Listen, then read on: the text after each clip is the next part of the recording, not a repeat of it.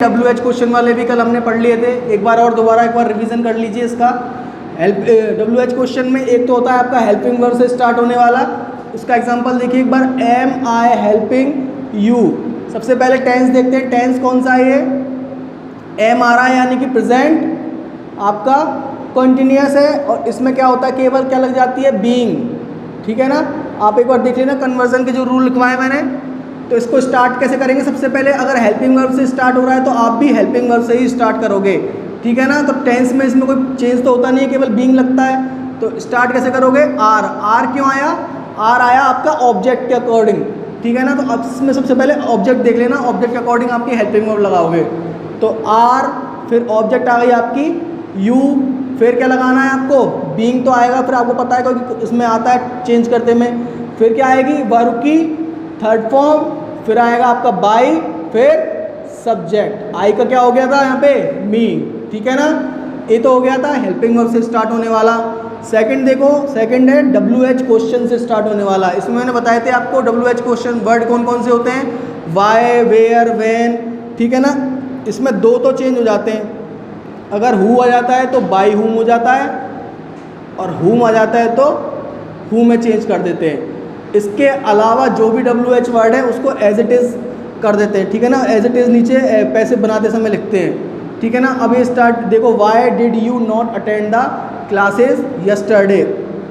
सबसे पहले tense recognise करो, टेंस आइडेंटिफाई करेंगे हम। डिड किस में आता है, डिड किस में आता है, डिड आता है आपका पास्ट सिंपल या पास्ट इंडेफिनेट में, और इसको चेंज किस में करोगे आप, पास्ट कंटिन्यूअस में। ठीक है ना, तो अगर WH वर्ड देखो वाई है तो हु और हुम आता जब भी चेंज होता है, अगर वाई है तो वाई का वाई लिख दिया। ठीक है ना, फिर इसमें क्या आएगा, सबसे पहले दूसरी बार में वर, ये क्या हो गई हमारी हेल्पिंग वर्ब। और वर क्यों आई, क्योंकि पास्ट सिंपल से पास्ट कंटिन्यूअस में चेंज हुआ। अच्छा, वर्क किसके अकॉर्डिंग आई है, ऑब्जेक्ट के अकॉर्डिंग। ऑब्जेक्ट क्या है हमारा यहाँ पे, अटेंड के बाद देखो द क्लासेस, तो द क्लासेस इसके अकॉर्डिंग क्या आई हमारी, हेल्पिंग वर्ब वर। ठीक है ना, फिर नॉट तो आएगा ही, अटेंड, अटेंड की थर्ड फॉर्म हो जाएगी अटेंडेड, फिर बाय प्लस सब्जेक्ट, टाइम को हम लास्ट में लिखेंगे। ठीक है ना, बाय यू यस्टरडे। तो ये था आपके WH क्वेश्चन थे। अब एक आपका लास्ट टाइप बचा है इसमें आता है इम्पेरेटिव सेंटेंसेस। ठीक है ना, इम्पेरेटिव सेंटेंस तीन टाइप के होते हैं। ठीक है ना, एक तो होता है विद ऑब्जेक्ट, एक होता है विदाउट ऑब्जेक्ट, एक होता है मोरल सजेशन। सबसे पहले देखते हैं विद ऑब्जेक्ट। अब देखो इसमें एक एग्जांपल से समझो इसको, शट द डोर। ठीक है ना, इसमें आपको कोई सब्जेक्ट पता पड़ रहा है कि सब्जेक्ट किससे बात हो रही है, सब्जेक्ट नहीं पता है ना इसमें। तो इसमें केवल हमको क्या पता पड़ रहा है, एक तो हमको मेन वर्ब पता पड़ रही है और ऑब्जेक्ट पता पड़ रहा है। ठीक है ना, तो ऐसे सेंटेंस को बनाने के लिए एक फॉर्मूला है। सबसे पहले लिखेंगे लेट, फिर ऑब्जेक्ट, फिर बी प्लस वर्ब की थर्ड फॉर्म। तो स्टार्ट करते हैं, लेट, फिर क्या लिख रहा है, ऑब्जेक्ट। शट क्या हो गई हमारी, मेन वर्ब, मेन वर्ब के बाद हमारा ऑब्जेक्ट, तो लेट द डोर। फिर क्या लिखेंगे, बी, फिर थर्ड फॉर्म क्या आएगी शट की, शटी। ठीक है ना, तो इस टाइप से इसको क्या करते हैं हम, फॉर्म करते हैं। अब सेकंड देखो इम्पेरेटिव में विदाउट ऑब्जेक्ट वाला। अब देखो गो अवे, गो अवे क्या है, एक ही है। ठीक है ना, इसमें कोई ऑब्जेक्ट नहीं है ना इसमें कोई सब्जेक्ट दिखाई दे रहा है। तो इस चीज़ में कैसे, इनको कैसे करेंगे, इनको करते हैं हम। अब जैसे गो अवे, ये क्या है, कमांड दे रहा है किसी को, तो क्या आ जाएगा यहाँ पे, you are ordered to go away. ठीक है ना, अगर किसी को बोलता कम हेयर, तो कम हेयर में कमांड भी हो सकती है आपकी और रिक्वेस्टेड भी हो सकती है। ठीक है ना, तो ये दोनों टाइप से बन सकता है। जैसे कि आप कोई कम हेयर आ जाए तो you are requested to come here. ठीक है ना, या फिर you are ordered to come here, ये भी हो सकता है। ठीक है ना, तो इसमें जो पीछे का इमोशन है उसके अकॉर्डिंग लिखते हैं। जैसे अगर ऑर्डर का दिखाई दे रहा है तो हमें तो उसमें लिख देंगे यू आर ऑर्डर्ड। अगर हमें रिक्वेस्ट दिखाई दे रही है तो इसमें यू आर रिक्वेस्टेड। इस टाइप से इसको सॉल्व करते हैं हम। ठीक है ना, वैसे आपका ये वाला आपके सिलेबस में है नहीं, पर मैंने बता दिया आपको। एक देखो मोरल सजेशन, मोरल सजेशन होता है जिसमें कोई मोरल्स रिलेटेड यानी कोई ऐसे बात की जाती है जिसमें मोरल वैल्यूज़ होती हैं अपनी, जैसे कि गरीबों की मदद करनी चाहिए, हेल्प द पुअर, अपने पेरेंट्स की रेस्पेक्ट करो, रेस्पेक्ट योर पेरेंट्स, इस टाइप के जो भी क्या आते हैं मोरल वैल्यूज़ वाली बात आती हैं, वो आती हैं आपके मोरल सजेशन में। ठीक है ना। इसका एक एग्जांपल देखो, हेल्प द पुअर, ठीक है ना, ये मोरल वैल्यूज़ वाली बात है। तो इस टाइप के सेंटेंस को कैसे सॉल्व करेंगे? सबसे पहले लिखेंगे ऑब्जेक्ट। तो हेल्प तो क्या हो गई हमारी मेन वर्ब, द पुअर क्या हो गया हमारा ऑब्जेक्ट, तो द पुअर, ठीक है ना। फिर शुड,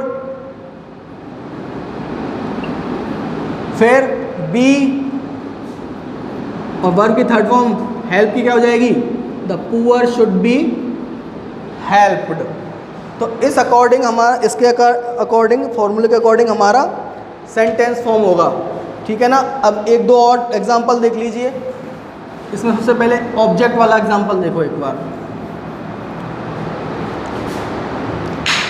अब देखो इसमें clean your room,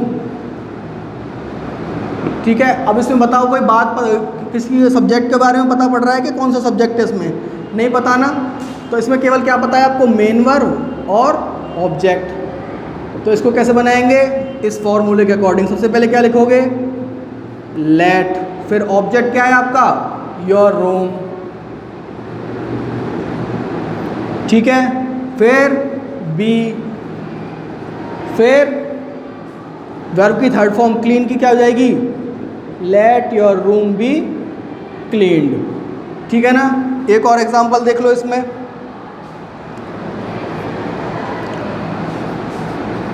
post the letter, ठीक है ना। अब इसमें फिर सब्जेक्ट नहीं पता पड़ रहा, तो कैसे बनाएंगे? सबसे पहले लिखोगे लेट, ठीक है ना। सेकंड में लिखोगे ऑब्जेक्ट, ऑब्जेक्ट क्या है यहाँ पे, पोस्ट हो गई हमारी मेन वर्ब, द लेटर क्या हो गया हमारा ऑब्जेक्ट, तो let the letter be posted. Clear है? तो ये तो हो गए हमारे किसके एग्जाम्पल, विद ऑब्जेक्ट वाले। एक विदाउट, एक मोरल सजेशन वाला और देख लीजिए इसमें।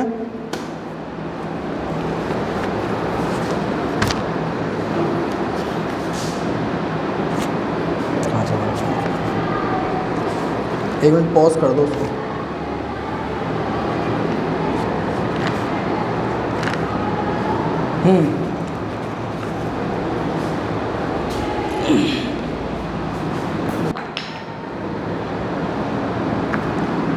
We should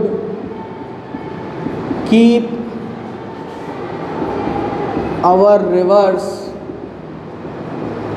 clean। अब ये क्या कह रहा है कि जो हमारी क्या है रिवर्स है, उनको क्या करना चाहिए, हमें क्लीन रखना चाहिए। मोरल वैल्यू की बात हो रही है, नहीं हो रही है? हो रही है ना। तो सबसे पहले इसको बनाएंगे किसके अकॉर्डिंग, ऑब्जेक्ट। तो अवर रिवर्स, ये क्या हो गया हमारी मेन वर्ब, ठीक है ना। तो ये हो गया हमारा ऑब्जेक्ट, तो अवर रिवर्स, ठीक है। फिर शुड लिख दिया, फिर बी, तो बी लिख दिया। वर्ब की थर्ड फॉर्म कीप की क्या हो जाएगी, kept, our reverse should be kept clean, ठीक है ना। अगर इसमें सब्जेक्ट नहीं लिखोगे ना तो भी ये सही माना जाएगा, क्योंकि ये मोरल वैल्यूज़ की बात बता रहा है, ठीक है ना। तो इस अकॉर्डिंग हमको ये इम्पेरेटिव सेंटेंस का फॉर्मेशन करना है, ठीक है। इसमें विदाउट ऑब्जेक्ट वाला आपका नहीं आएगा, इसमें विद ऑब्जेक्ट वाला और मोरल सजेशन में से आ सकता है, ठीक है। अब इससे रिगार्डिंग कोई वो